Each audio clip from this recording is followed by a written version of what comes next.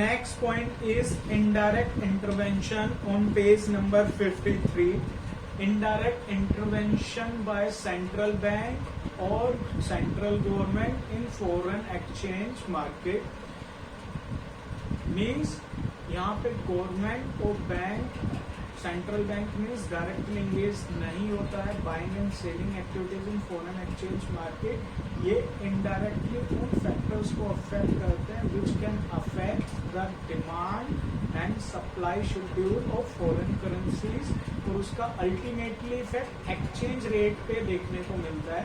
अगर foreign currencies की demand and supplies में चेंज होगा तो डेफिनेटली वो एक्सचेंज रेट को अफेक्ट करेगी। अब वो फैक्टर्स के एग्जांपल क्या है? ये वही फैक्टर्स है which we have studied in last class, factor affecting the exchange rate. ये वही वाले फैक्टर है, inflation, interest rate, but except one, change in government control, वो डायरेक्ट इंटरवेंशन का पार्ट है। अब ये फैक्टर्स वर्क कैसे करते हैं, गवर्नमेंट यूज कैसे करते हैं इन फैक्टर्स को, वो मैं बता देता हूँ। अगर गवर्नमेंट को इन्फ्लेशन राइज करना है तो गवर्नमेंट क्या करेगी, मनी सप्लाई इंक्रीज कर देगी डोमेस्टिक मार्केट में। मनी सप्लाई इंक्रीज होगा तो शॉर्ट टर्म में डिमांड इंक्रीज होगी और सप्लाई कांस्टेंट होगी। डिमांड ज्यादा होगी, सप्लाई कम होगी, मीन्स प्राइस इंक्रीज करेगा। प्राइस इंक्रीज मीन्स इन्फ्लेशन आ गया और इसका इम्पैक्ट इंटरनेशनल ट्रेड पे आएगा। इंटरनेशनल ट्रेड का इम्पैक्ट आने का मतलब है इंटरनेशनल करेंसीज की डिमांड एंड सप्लाई चेंज होगा, जिसका इम्पैक्ट एक्सचेंज रेट पे आएगा। तो इनडायरेक्टली गवर्नमेंट ने एक्सचेंज रेट को इन्फ्लुएंस किया है यहाँ पे। सेकंड, अगर वो इंटरेस्ट रेट को इंक्रीज या डिक्रीज करते तो उसका इम्पैक्ट इंटरनेशनल इन्वेस्टमेंट पे आएगा, मीन्स इंटरनेशनल करेंसीज की मूवमेंट पे आएगा। तो इंटरनेशनल करेंसी की मूवमेंट्स का मतलब है कि वो एक्सचेंज रेट को अफेक्ट करेगी। तो यहाँ पे सिंपल मैं बोलूँ, गवर्नमेंट डायरेक्टली इंगेज नहीं होती है बाइंग एंड सेलिंग एक्टिविटीज में, instead it's affect the factors which can affect the demands and supply of foreign currency which influence the exchange rate.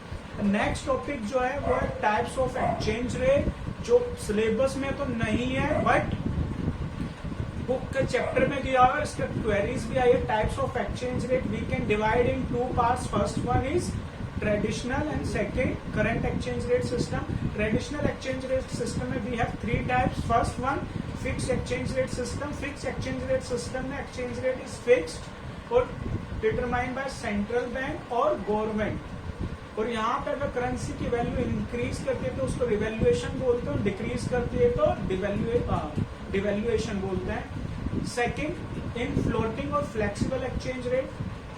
In floating or flexible exchange rate is determined by the market demand and supply of foreign currencies. यहाँ पे exchange rate continuous basis पे change होता रहता है due to change in demand and supply in forex market.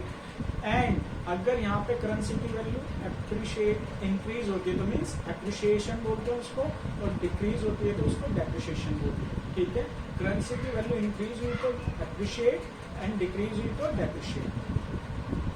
Third one है managed exchange rate system, जो India में it comprise the feature of fix exchange rate system and flexible exchange rate system. वो कैसे, it is similar to fix exchange rate system because यहाँ पे central banks को allow किया जाता है कि टेम्परेली वो मार्केट में इंटरवेन करे जब भी होम करेंसी की वैल्यू किसी एक डायरेक्शन में बहुत ज्यादा मूव कर रही है।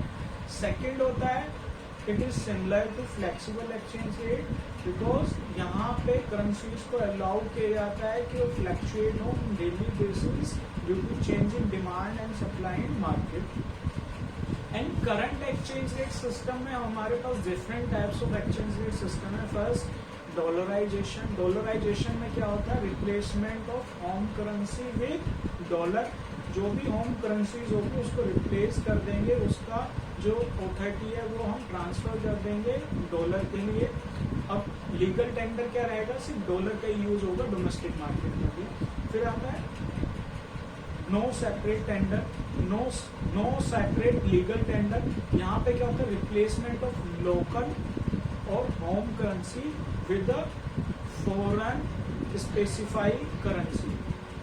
यहाँ पे जो भी होम करेंसी होती है उसको किसी भी फॉरेन करेंसी के साथ रिप्लेस कर देते हैं। दोनों में ये डिफरेंस है dollarization and no separate legal tender में कि वहां पे डॉलर का यूज होता है खाली, और यहाँ पे किसी भी फॉरेन करेंसी का यूज किया जा सकता है टू रिप्लेस होम करेंसी। ठीक है, इसके बाद आता है packed exchange rate system. Packed exchange rate system में क्या होता है, करेंसीज जो होम करेंसीज वैल्यू को फिक्स कर दिया जाता है with a specified foreign currency and home currencies move in line with packed currency against all other currency. ये बात समझ में आई? इसका मतलब है कि सपोज मैंने रुपी इंडियन गवर्नमेंट ने रुपी को यूएस बैंक के साथ पैक कर दिया है, मतलब उसकी वैल्यू फिक्स कर दी। सपोज 50 रुपीज में $1 है, और अब जब भी डॉलर इंक्रीज करेगा यूरो या किसी भी करेंसीज के अगेंस्ट में, तभी मेरी इंडियन करेंसी उन बाकी कंट्रीज के अगेंस्ट में भी मूव करेगी in same direction in which US dollar move करेगा। ठीक है, फिक्स एक्सचेंज रेट सिस्टम और पैक्ड एक्सचेंज रेट सिस्टम में एक डिफरेंस है।